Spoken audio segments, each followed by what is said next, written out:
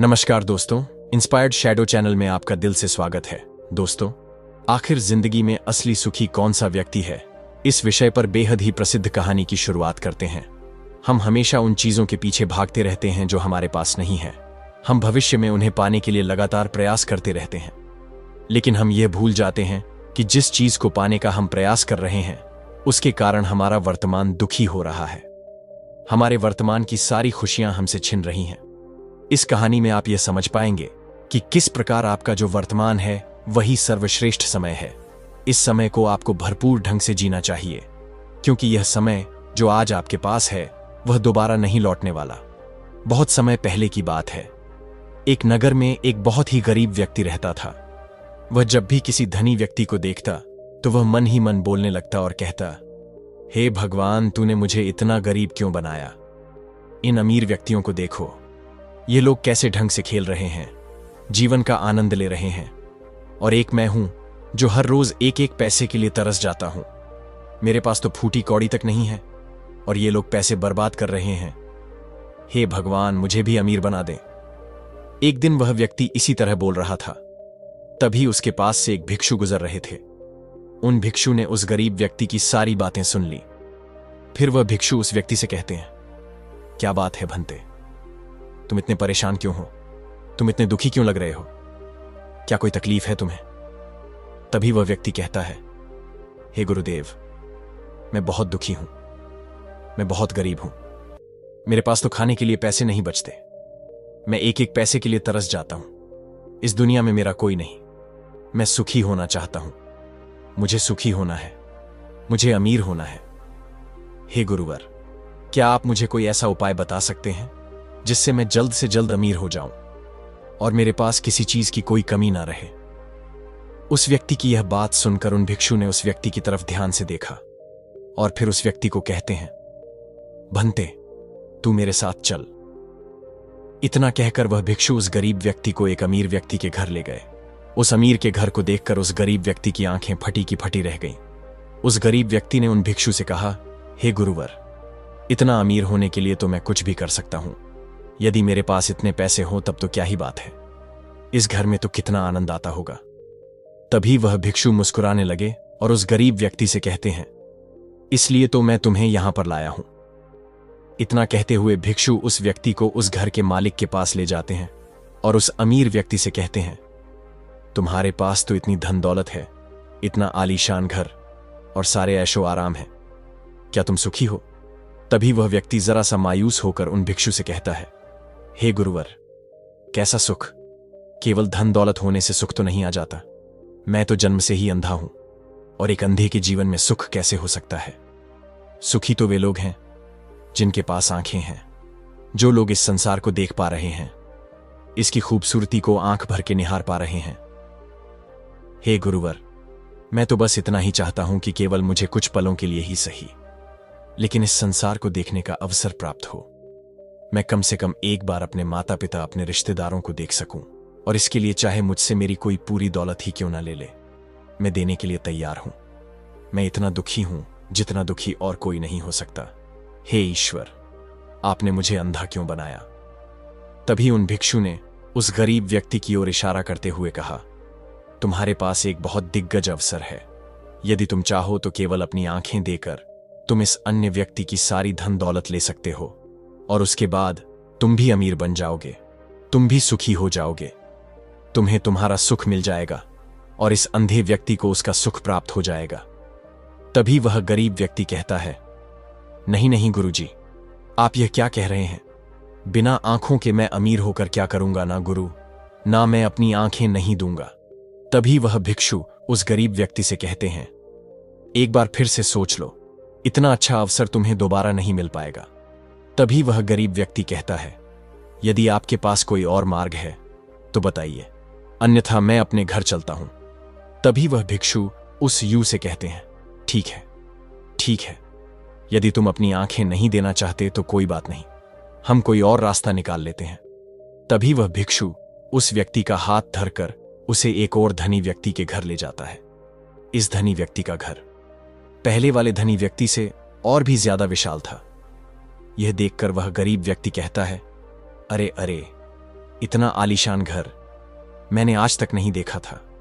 तभी वह भिक्षु उस गरीब व्यक्ति को उस धनी व्यक्ति के पास ले जाते हैं और उस धनी व्यक्ति से कहते हैं, आप तो बहुत सुखी होंगे, आपके पास इतना आलीशान घर है, इतनी धन दौलत है, सारे ऐश और आराम है, आपको तो किसी चीज की कोई कमी नहीं, आप अवश्य ही बहुत सुखी होंगे।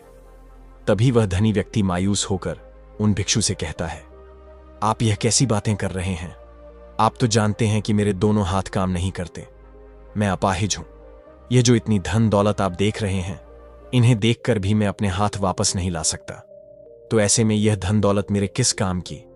इससे तो अच्छा होता कि ईश्वर ने भला ही मुझे गरीब बनाया होता, लेकिन कम से कम मेरे दोनों हाथ मुझे सही दे देता। ना जाने भगवान ने मुझे क्यों अपाहिज बना दिया। जितना दुखी मैं हूं, उतना दुखी और कोई नहीं होगा। तभी एक बार फिर उन भिक्षु ने उस गरीब व्यक्ति की ओर इशारा करते हुए कहा, भंते, तुम्हारे पास एक और मौका है। यदि तुम चाहो तो अपने दोनों हाथ देकर इस अमीर व्यक्ति की सारी धन दौलत ले सकते हो। क्या कहते हो? क्या तुम तैयार हो? और अब की बार तो तुम्हें आंखें भी नहीं देनी होंगी, तुम्हारी आंखें तुम्हारे साथ ही रहेंगी। तभी वह गरीब व्यक्ति उन भिक्षु से कहता है, अरे महाराज, आप यह क्या कह रहे हैं? एक अपाहिज होकर मैं इस धन दौलत का क्या करूंगा? क्या आपके पास कोई ऐसा अमीर व्यक्ति नहीं है जिसका पूरा शरीर भी स्वस्थ हो और उसके पास बेशुमार धन दौलत भी हो?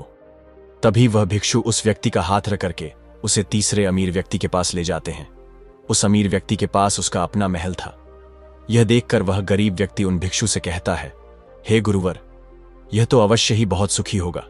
इसके पास तो इतना आलीशान महल है, इसके पास तो इतनी सारी धन दौलत है, यह अवश्य ही बहुत खुश रहते होंगे, इनका जीवन तो आनंद में होगा।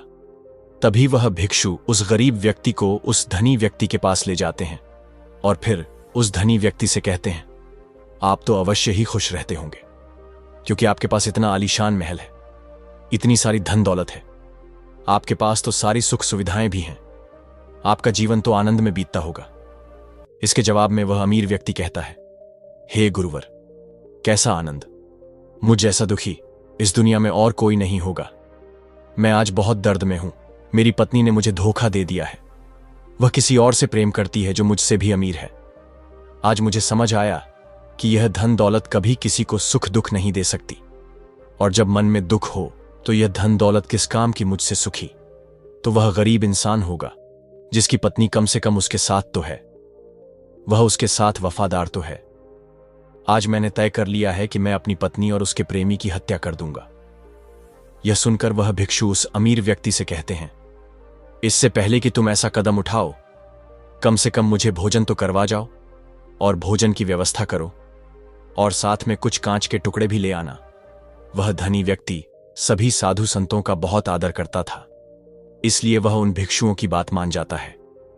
लेकिन वह यह नहीं समझ पाता कि आखिर उन भिक्षुओं ने खाने के साथ कांच के टुकड़े क्यों मंगवाए हैं।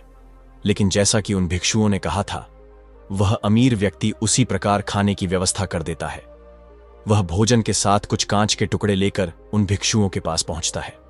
तभी वह भिक्षु, वह गरीब व्यक्ति और वह धनी व्यक्ति तीनों एक साथ भोजन करने बैठते हैं, और उसी समय भिक्षु कुछ कांच के टुकड़े उठाकर उस अमीर व्यक्ति के भोजन में मिला देते हैं और उससे कहते हैं, लो, अब तुम इसे खा सकते हो।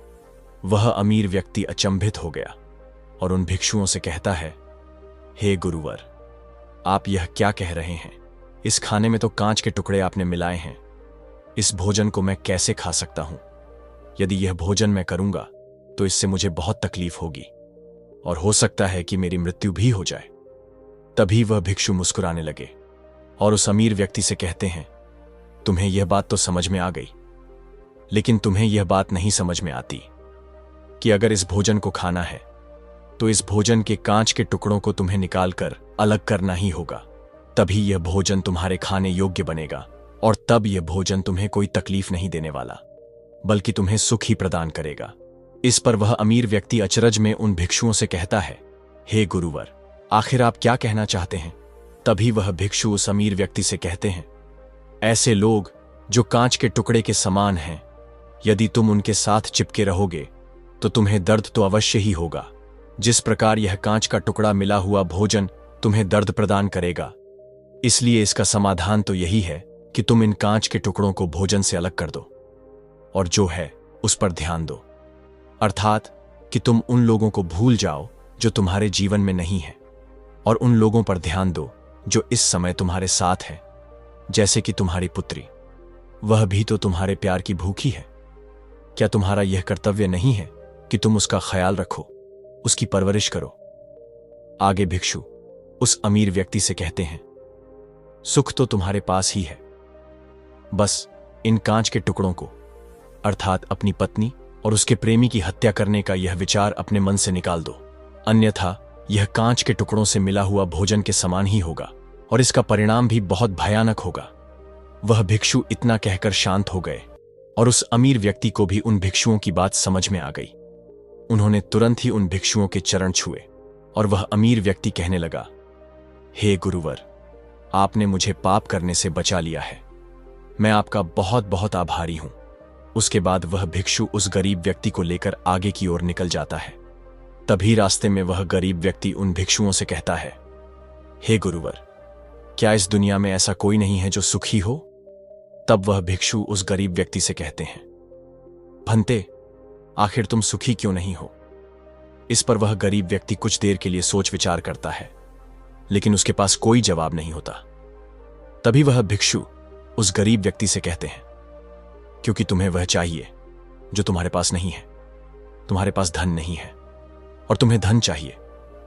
तुम अमीर होना चाहते हो। तुम्हें लगता है कि वह तुम्हें सुख देगा, लेकिन तुम इस वास्तविकता को भी भूल रहे हो कि बाद में तुम्हें दुख भी वही देगा। जैसे कि जब हम पहले एक अमीर व्यक्ति के पास पहुंचे थे तो उसके पास आंखें नहीं थीं।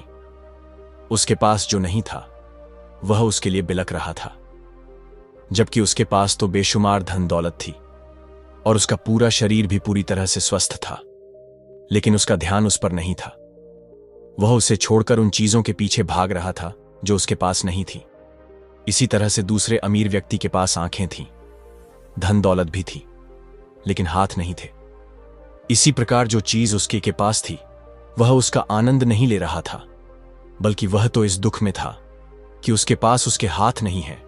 और ठीक इसी प्रकार से तीसरा अमीर व्यक्ति भी दुखी था, क्योंकि उसके पास तो धन दौलत भी थी, ऐशो आराम भी था और उसके पास तो उसका पूरा शरीर भी था। वह पूरी तरह से स्वस्थ और तंदुरुस्त भी था, लेकिन फिर भी वह दर्द में था, क्योंकि उसे उसकी पत्नी ने धोखा दे दिया था, जो उसकी कभी हो ही नहीं सकती थी। जो स्त्री केवल धन के लिए किसी और के साथ भाग जाए, क्या वह उसका साथ कभी दे सकती थी? नहीं।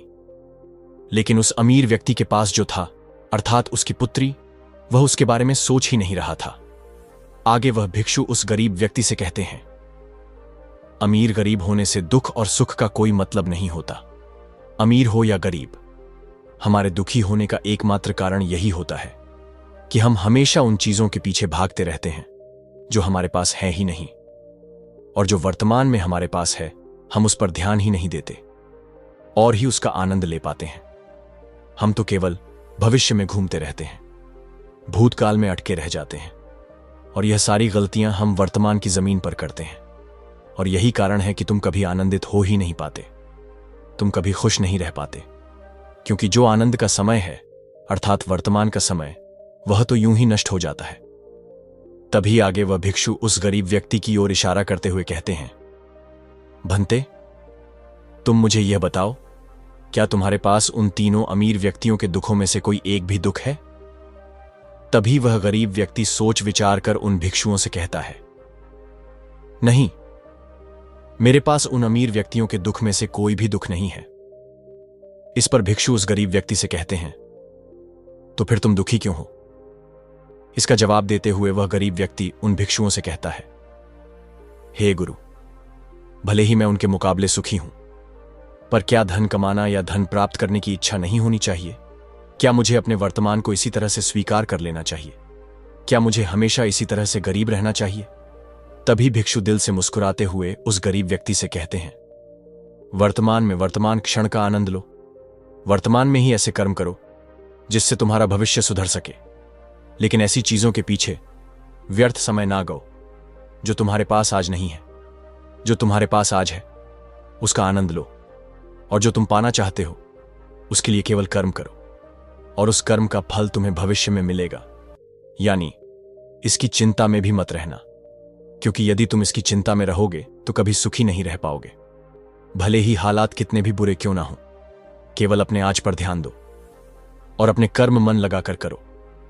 इतना कहकर वह भिक्षु शांत हो गए और गरीब व्यक्ति को भी उन भिक्षुओं की बात अच्छी तरह से समझ में आ चुकी थी। वह यह समझ चुका था कि अब से उसे अपने वर्तमान पर ध्यान देना है, उसे अपने वर्तमान को सुधारना है।